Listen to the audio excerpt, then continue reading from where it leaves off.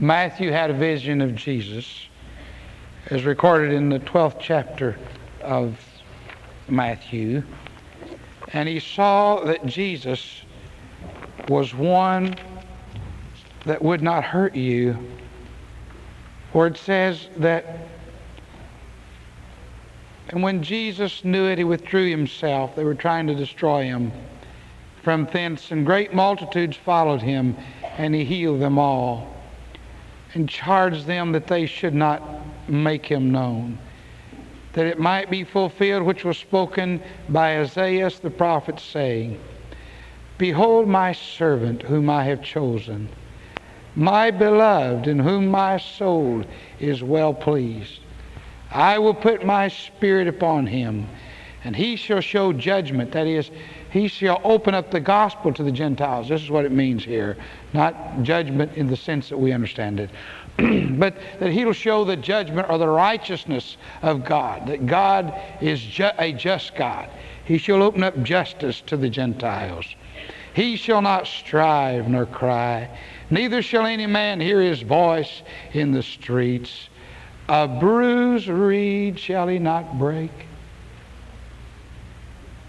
Any of you hunters know that when you get in the marshes, the reed blowing in the wind is about the weakest thing there is. One little too much puff and the reed breaks over. In the dry grass, it's the reed that breaks and cracks and snaps. But he said Jesus is not like that. To those of you who've been wounded, to those of you who've been bruised, he never allows a storm to hit too hard that you might break. Thank you, Jesus. See, it's some of the greatest words I've ever seen. A smoking flax shall he not quench. That is, he'll not take out the dimmest. Though your hope may be the dimmest, he'll not extinguish that. It shall ever burn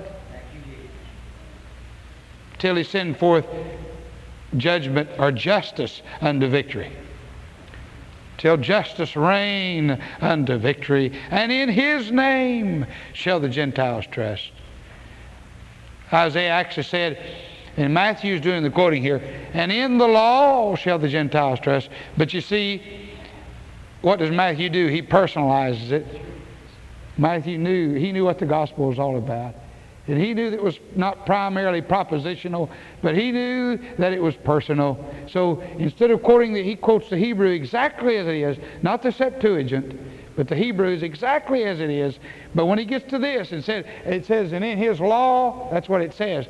But Matthew said, and in his name, because the essence of the law is the person of God.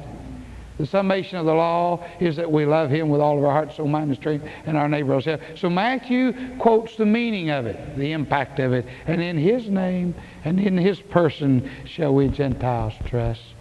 Though we're reeds broken in the wind, and though there is just a dimming, very dim hope, it'll not be extinguished, will not be broken, because he shall show forth the good news until victory reigns.